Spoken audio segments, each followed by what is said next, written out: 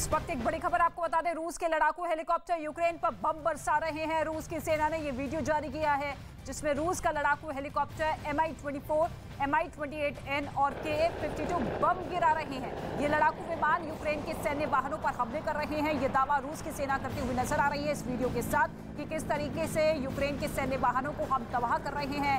एक के बाद एक हेलीकॉप्टर के जरिए ये बम बरसाए गए हैं रूस की तरफ से और सैन्य वाहनों को नष्ट करती हुई रूस की सेना, ये बड़ा नुकसान, बड़ा झटका यूक्रेन को पहुंचाती हुई रूस की सेना आसमान के जरिए किस तरीके से बम बरसाए जा रहे हैं जिसमें कई सैन्य वाहन तबाह हो चुके हैं। यूक्रेन के लगातार निशाने पर यूक्रेन के वाहन, सैन्य वाहन नजर आ रहे हैं और ऐसे में इसी रणनीति के तहत यूक्रेन की सेना जमीन से लेकर आसमान तक लगातार हमले कर रही है और निशाने पर अब कई शहर आ चुके हैं क्योंकि कई शहरों पर इस वक्त रूस की सेना कब्जा कर चुकी है। जहां जहां कब्जा नहीं हुआ है वहां पर हमले तेज कर दिए गए हैं और अब रूस की सेना की तरफ से ये बड़ा दावा किया गया है Mi हेलीकॉप्टर से रूस की सेना जो हमले कर रही है जिसमें सीधे तौर पर यूक्रेन के सैन्य वाहन तबाह होते हुए।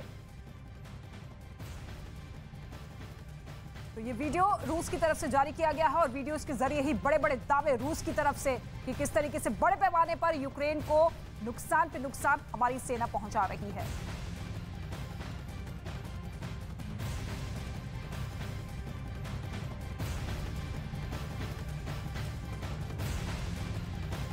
और आगे क्या कुछ बड़ी खबर है इस महायुद्ध को लेकर वो बताएंगे मेरे सहयोगी रवि ठाकुर आपको।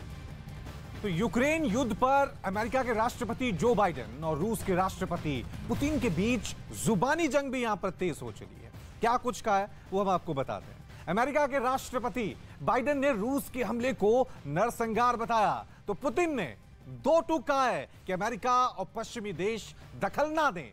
जो बाइडेन ने कहा कि यूक्रेन में नरसंहार के और सबूत मिले हैं और पुतिन ने फिर कहा कि दखल का अंजाम बुरा होगा।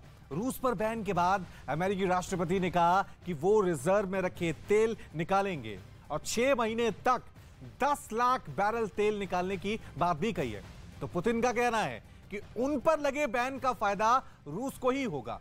रूस अपनी तकनीक विकसित करेगा और आगे बढ़ेगा। तो दोनों के बीच जुबानी जंग अब बहुत तेज हो गई है। अंजाम क्या होगा ये वक्त बताएगा।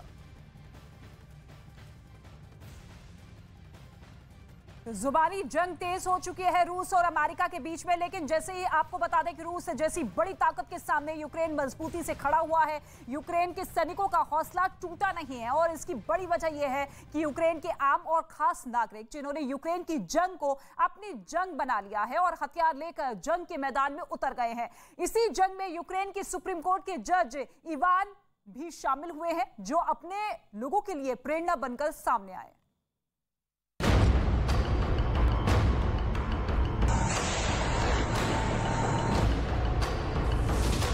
बदन पर यूक्रेन की सेना की वर्दी,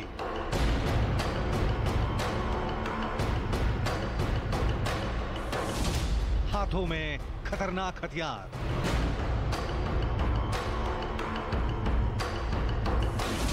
और चेहरे पर मुस्कान है। पूरे यूक्रेन में इस वक्त इवान मिश्चेंको का नाम बहुत गर्व से लिया जा रहा है। लोग अपने सोशल मीडिया अकाउंट से उनकी अलग अलग तस्वीरें शेयर कर रहे हैं।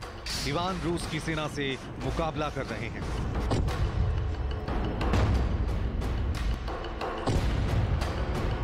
दरअसल इवान पेशे से यूक्रेन के सुप्रीम कोर्ट के जज हैं। इवान मिश्चेंको के लिंक्डइन प्रोफाइल से पता चला है कि 2017 में यूक्रेन के सुप्रीम कोर्ट का जज बनने से पहले उन्होंने अपने करियर की शुरुआत एक वकील के तौर पर की थी। इस वक्त वो यूक्रेन के सुप्रीम कोर्ट में किसी केस की सुनवाई नहीं कर रहे, बल्कि युद्ध के मैदान में रूसी सेना के खिलाफ हथियार उठा रहे हैं। इवान मिश्चेंको का काम ड्रोन का इस्तेमाल करके रूसी सेना के जवानों के ठिकानों का पता लगाना है। खबर है कि इवान मिश्चेंको ने यूक्रेन की राजधानी कीव में फंसी अपनी पत्नी और 3 साल की बेटी को सुरक्षित निकाला था। इसके बाद उन्होंने यूक्रेन के लिए लड़ने का फैसला किया। मीडिया से बातचीत के दौरान उन्होंने कहा था कि ये मायने नहीं रखता कि कौन वकील है और कौन जज है, हम सब एकजुट हैं और यूक्रेन के लिए लड़ रहे हैं। इवान मिश्चेंको ने अपने ट्विटर प्रोफाइल पर खुद को सुप्रीम कोर्ट का जज लिखा हुआ है और वो लगातार युद्ध क्षेत्र से जुड़ी तस्वीरें शेयर करते रहते हैं। इस तस्वीर को शेयर करते हुए इवान ने लिखा है कि रात होने वाली है और अब मेरा काम शुरू होता है। इस तस्वीर में इवान मिश्चेंको वर्दी पहने 2 यूक्रेनियन सैनिकों के साथ एक सैन्य गाड़ी में नजर आ रहे हैं। इस तस्वीर को शेयर करते हुए उन्होंने लिखा, सुप्रभात, हम यूक्रेन से हैं। देखिए, इवान मिश्चेंको की में यूक्रेन की सेना के जवानों के साथ बैठे नजर आ रहे हैं। इवान मिश्चेंको को उनकी बहादुरी के चलते यूक्रेन की सेना ने उन्हें ड्रेड नाम दिया है। उनकी सैन्य वर्दी पर भी यही नाम लिखा हुआ है। दरअसल ड्रेड एक काल्पनिक चरित्र है जो अपराधियों को गिरफ्तार करता है, दोषी ठहराता है और सड़क पर उसे सजा देता है। हॉलीवुड में इस कैरेक्टर पर फिल्म भी बन चुकी है। रूसी और कादिरोव की सेना से जंग में यूक्रेन की सुप्रीम कोर्ट के जज मिश्चेंको असॉल्ट राइफल से इंसाफ करने निकले हैं और उन्होंने अपने देश के लोगों के लिए मिसाल पेश की है।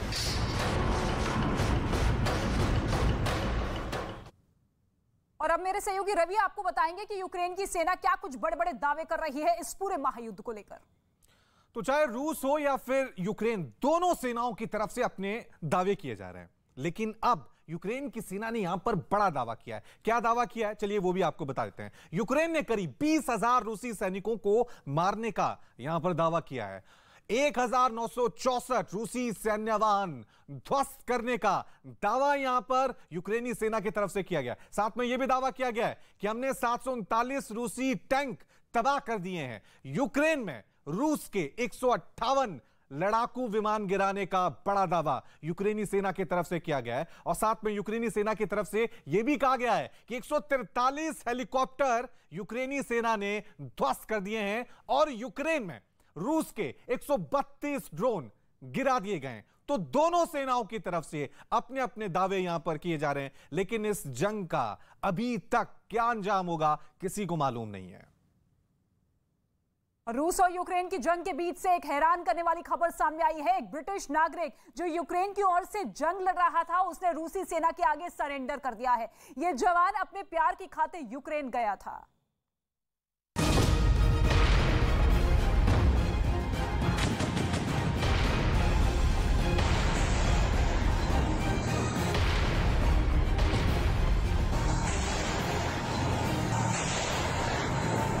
We still control the city.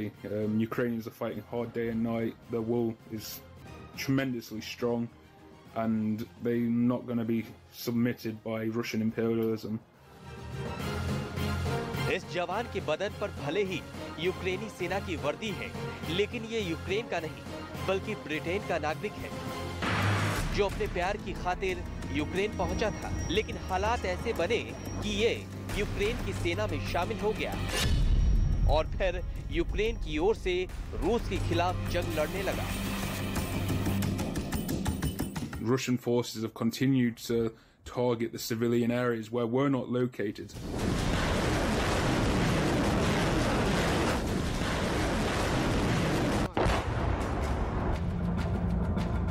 Aiden असली नाम का ये जवान 4 साल पहले यूक्रेन आया था, उस लड़की के लिए जो यूक्रेन के निकोलिव में रहती थी।